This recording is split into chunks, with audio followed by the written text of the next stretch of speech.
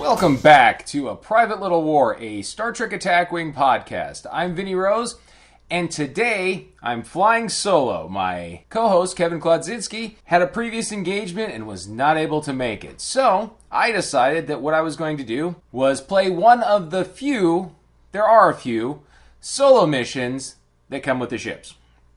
So I chose the one that came with the Denorius, which is Ion Storm.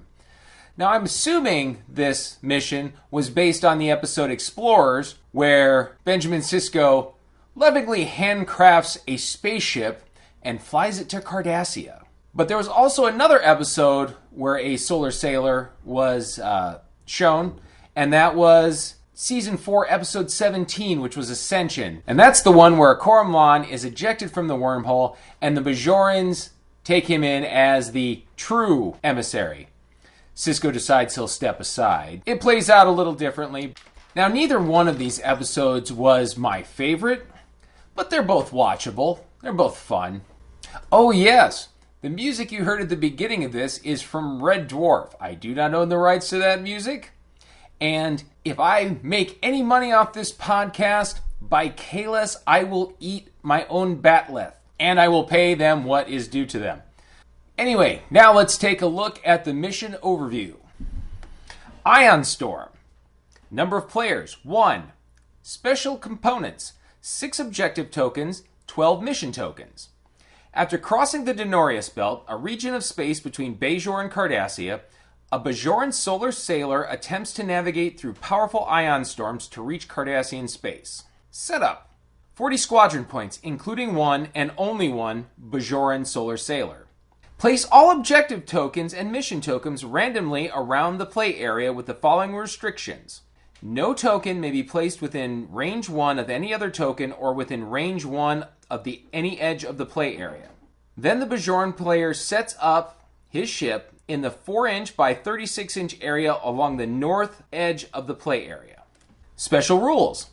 The objective tokens and mission tokens represent violent areas of the ion storm. If your ship's base or maneuver template overlaps one of these tokens, apply the following results.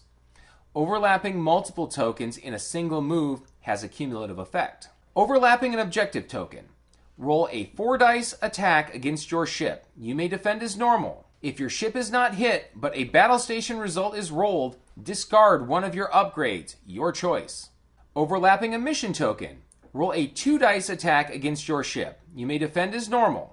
If your ship is not hit, but a battle station result is rolled, disable one of your upgrades. Also, your choice.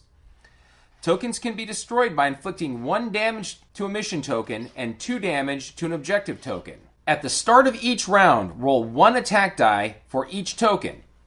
If the result is a blank, the token is moved due west using a 1 straight maneuver template.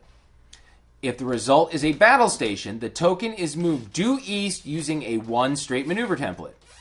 If the result is a hit, the token is moved due north using a 1 maneuver template. If the result is a critical, the token is removed from the game. Objectives. You win if you reach Cardassian space, exit the play area through the south edge of the play area. Complete success. Reach Cardassian space with no damage to your hull. Marginal success. Reach Cardassian space with at least 1 damage remaining on your hull. 1 hull point, I'm assuming they mean. Alright, initial take on this mission is that regardless of if it's going to be a lot of fun or anything, it seems like a really good piloting exercise. There's a lot of stuff on the table, and maneuvering is going to absolutely be key. One thing I did notice when building for this, it's really hard to get 40 points on a solar sailor.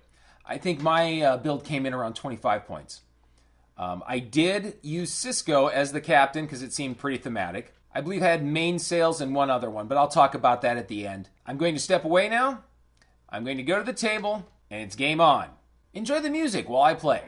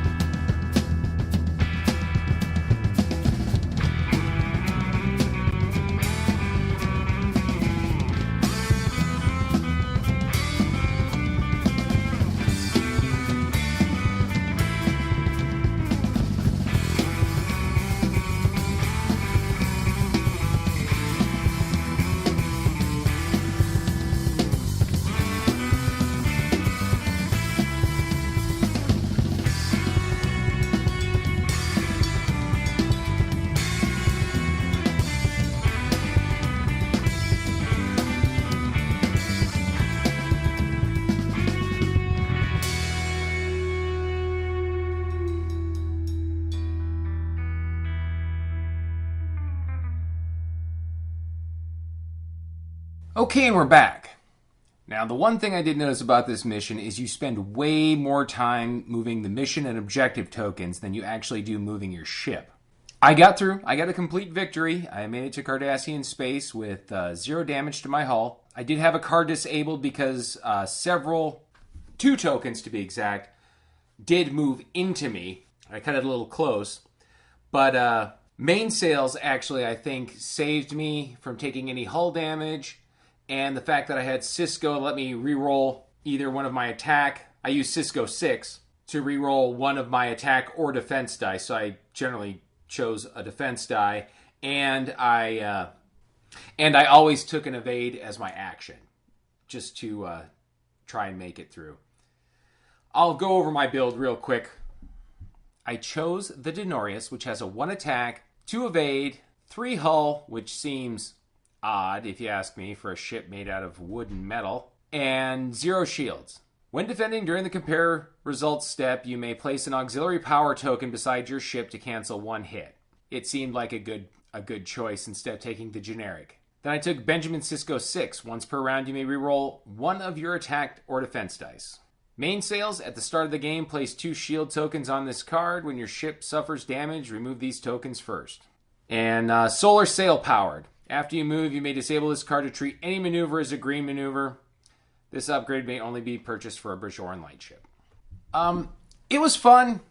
If I had to give it a rating of 1 to 4, I'd probably give it a 2.5. It's fun, but you do spend most of your time moving the mission and objective tokens around and not really doing a whole lot of flying. I also find it funny that the Bajoran ship has a attack of 1 die. I don't remember Benjamin Cisco building any Bajoran mahogany and wrought iron phase cannons into the ship, but, whatever. I suppose they had to make it viable for attack wing somehow. So let's move on to Warnog of the Week. This week's beer is Rogue's 6-Hop IPA. I know we've been on kind of an IPA kick lately. I think all of the beers that we've mentioned in our episodes have been IPAs. I promise next week we'll have something new. The 6-Hop IPA is brewed with 6 different hop varieties. Alcohol, 6.66%. Interesting. 87 IBU. What I like about it is it's really got a floral bouquet to it. Very tasty. Little citrus notes, but mostly it's got a nice bitterness to it. Pretty well-balanced IPA. Anyway, so that's all for this week. It's a pretty short episode, but I wanted to just do a mission to pass some time tonight and bring it to you. So once again, until next time, I'll see you in Stovokor. A Private Little War is hosted, recorded, engineered, and edited by Vincent Rose and Kevin Klodzinski. This podcast is based on a segment from the podcast Warp Core Breach. The segment is Mission Briefing by David Griffin. Warp Core Breach is recorded and produced by David Montgomery and Nick Norris. Music is provided by Garage Sale Porno and the Midnight Jacks. We are not affiliated with WizKids or CBS. All rights belong to WizKids and CBS with the exception of Warp Core Breach, the Midnight Jacks, Garage Sale Porno, and A Private Little War. You can follow and reach us at A Private Little War Podcast on Facebook. Always keep up the good fight. We'll see you next time.